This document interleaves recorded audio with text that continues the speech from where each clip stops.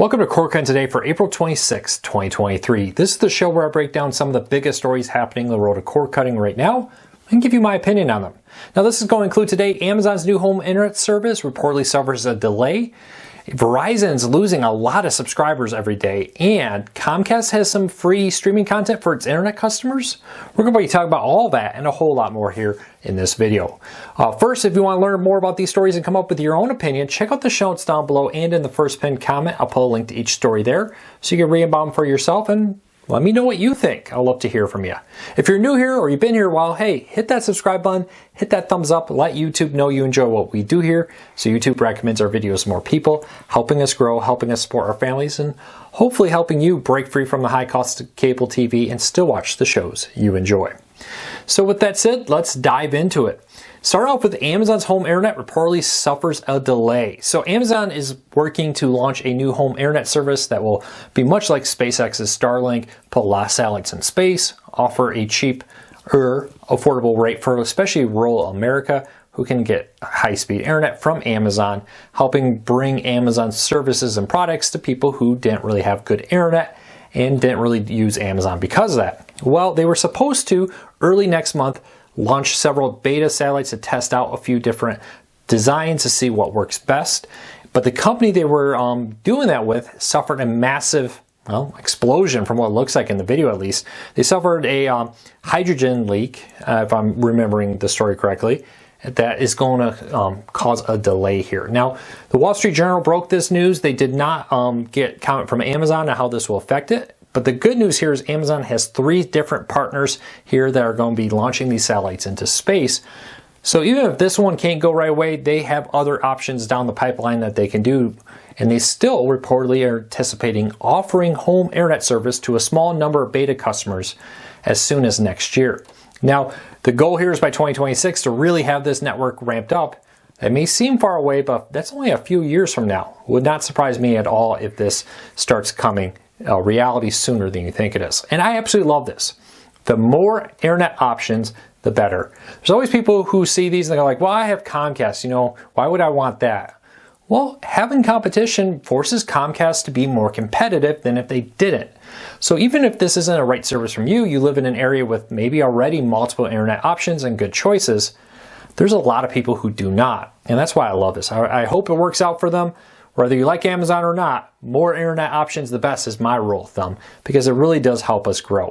Now, will they start selling it next year? We'll have to see. We'll have to see how the beta test goes. We'll have to see how the internet rollout happens, but there's a very good chance they seem poised and ready to make this a reality.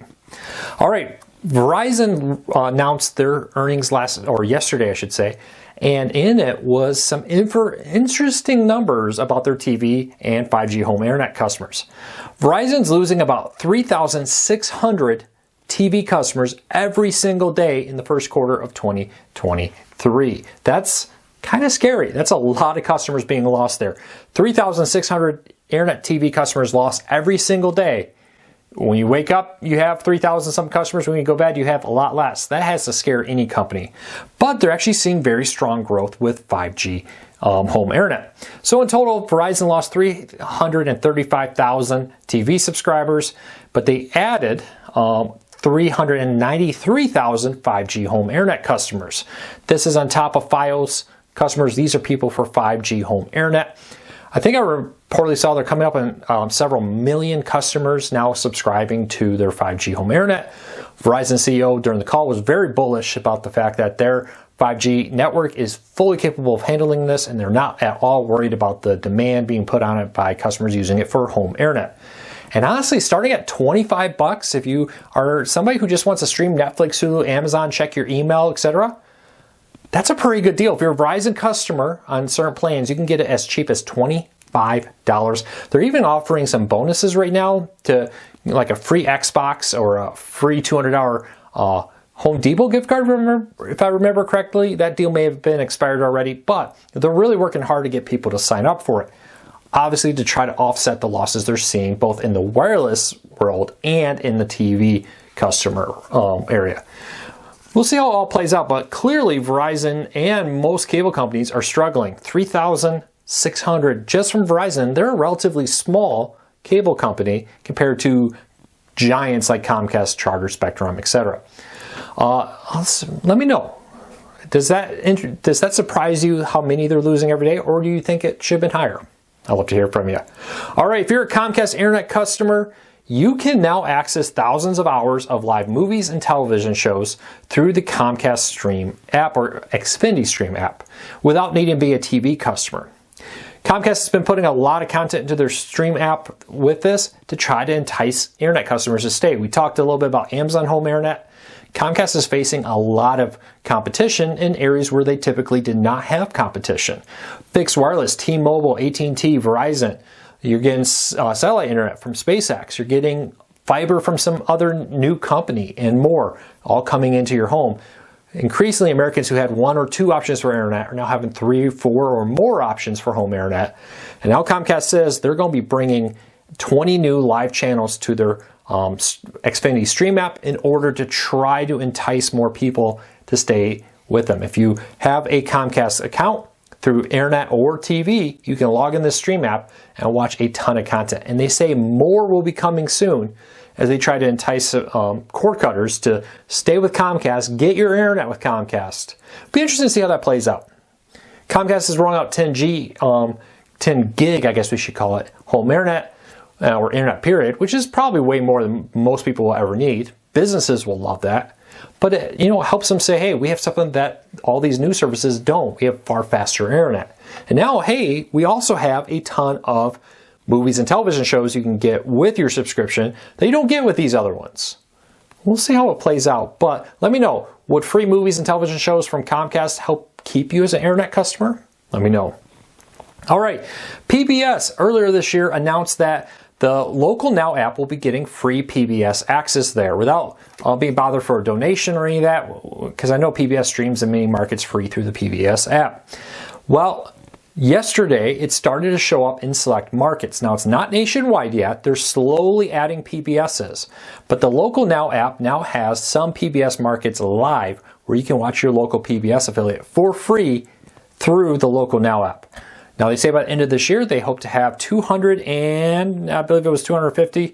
Don't quote me on that. Over 200 markets live with PBS across the United States, which should cover the vast majority of Americans looking to watch PBS, which is great.